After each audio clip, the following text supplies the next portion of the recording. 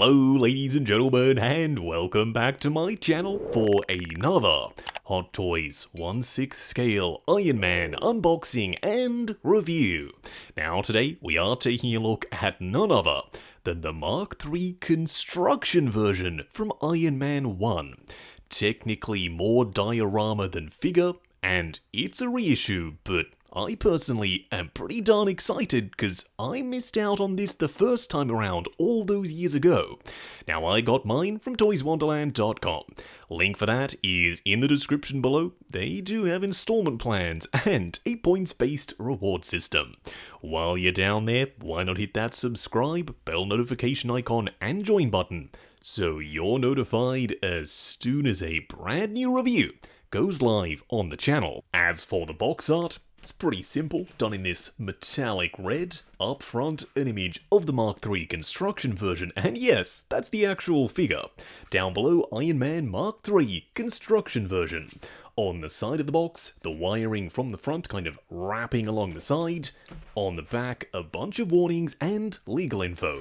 Now, on the inside, something that Hot Toys don't do very often, we have a read-up. Now, feel free to pause to read, but I like this last line in particular. Don't miss out the opportunity to include this amazing collectible to your workshop diorama. Now, the grammar isn't perfect, but Hot Toys, how would you even know that this is an amazing opportunity? Because you can't actually read that line unless you buy this figure. Very funny. Now, as for the Mark III construction version itself, I wouldn't be surprised if there was some construction that you needed to do. I'm so sorry, I had to. Now, first in-hand impressions are, yeah, this is pretty lightweight. And there is a ton of wiring here. What we are going to do now, though, is get all the parts and pieces laid out in the light box, take a closer look at everything it comes with. Starting off with the display base first, but technically this entire thing is a display base, so more accurately, starting off with the bottom. It kind of looks like an old school Hot Toys DX display base. It's square. You've got the lights around the front that are functional, and you can move them. They're ball joints. You do also have this Iron Man etched metal nameplate. Then up top, some metal grate style flooring. I like the speckling of dirt and grime on the surface, suitably weathered. You also have a Stark Industries box. It's not removable, it's fixed in position. You can remove the lid though, and on the inside you've got some connectors and a cavity. You'll see what that's for a little bit later. Now, the lid is just supposed to rest in front of this, but you can pretty much put it wherever you want to. Then up top, to complete the diorama, this solid and keyed metal rod. If you're thinking, ooh, a keyed metal rod, you say, where does that go? Well, it goes here. As you can see, there's the receptacle that it slides into, and it's keyed also. You've got some other peg ports that things plug into, some metal grate style pieces, and some actual functional LEDs. But this doesn't take batteries. Oh no, it plugs into the display base in a really awesome way and transfers power all the way through the figure to the lid. Up top, it says Iron Man in this gorgeous metallic red, plus the print is slightly textural. It makes it look and kind of feel like concrete. I know I don't have to say this, but it's not concrete, it's sculpted plastic. Now you also get a car battery, it says Road Warrior. When you get this is going to ruffle a lot of feathers. You have to apply these stickers. I know, it's sacrilege, but it's not that hard. You simply slap them on there, you've got spares if you stuff it up. They're these paper style stickers, they feel and look authentic, plus there's some dirt and grime printed on them, so you can tell this battery isn't brand new. But unfortunately, that's in stark contrast to the rest of the battery. Yes, pun intended. The rest of the battery is very clean except for these metal sections that look like they've been acid burned, but a little bit more dirt and grime would have looked even better. Now the battery itself is just supposed to slot into that section. sits in there nice and securely. What we are going to do now though is get the Mark III itself out here. And when I say the Mark III itself, I mean half of it, because of course it's just a bust, we don't have any legs, because it's under construction. Now starting off with the helmet, yeah, that's totally the Mark III. I also love the more muted red, it's not as glossy and vibrant as the diecast Mark III, and before you ask, no, there's no diecast here, it's all plastic. You do have some hooks up top, we'll be using those to attach this guy to his kind of hanging base station.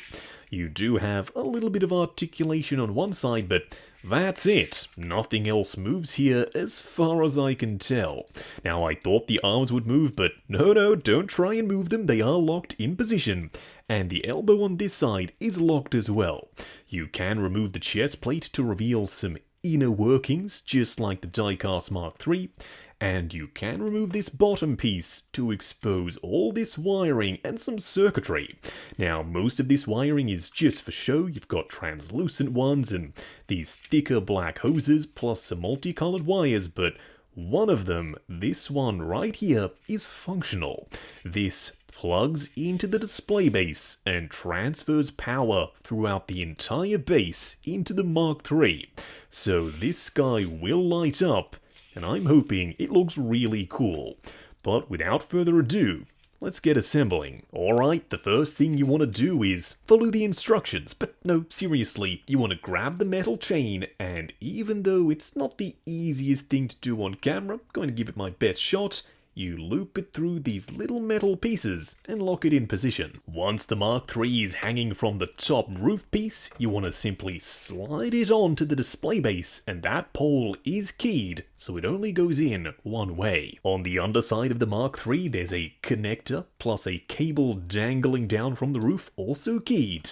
You then want to plug this piece into the Mark III, and that's going to transfer power from the roof into the figure. Speaking of transferring power, we then have to connect the figure itself to the display base because it's all one integrated circuit.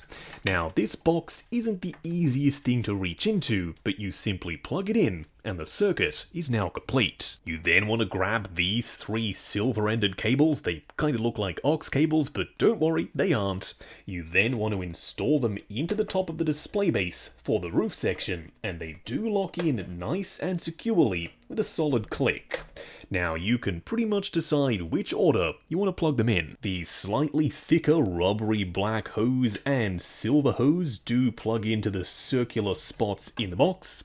Now I like to pop the black one towards the back just because it's slightly longer and the silver one towards the front. The final two are more of a loose fit. This clear hose goes in the top one towards the front, then the multicolored bunch of cables goes in the square hole. You'll know which one I'm talking about. It's the last one left. Then to complete the look, you simply pop in the car battery and place the lid pretty much wherever you want it to be. I have used the term integrated circuit a couple of times. What does that actually mean? Well, there's one DC point so you can plug it in and have it fully wired, and it powers the entire thing. No need for button cell batteries or super annoying little fiddly compartments and switches. No, you've just got one. On the underside, there's a AAA battery compartment. This takes 3 of them. You simply pop the batteries in or have it wired. Then flick the light switch, which turns on the lights on the bottom of the base. Don't forget you can angle them towards the figure if you so choose. You do also have a light up for the arc reactor, for his eyes, his repulsor, although there's no actual hand here.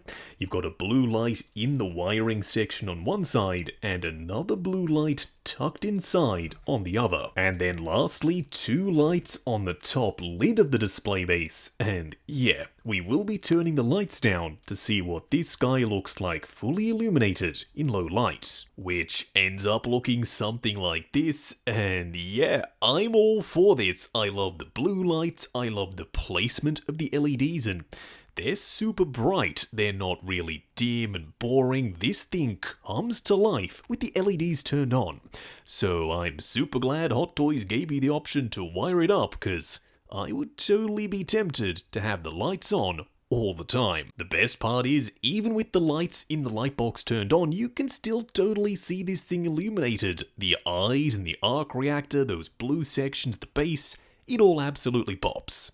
Now, I would have liked to have seen maybe even more LEDs in the underside where the wiring is coming out, having a blue LED there, maybe around the ab section, just in those vent areas, like the Mark III quarter scale, but this guy is no slouch. I'm already really happy. For a quick side-by-side comparison, here we have the original, the 1.0 mech test Tony Stark on the right from Iron Man 1, and the Mark III construction on the left.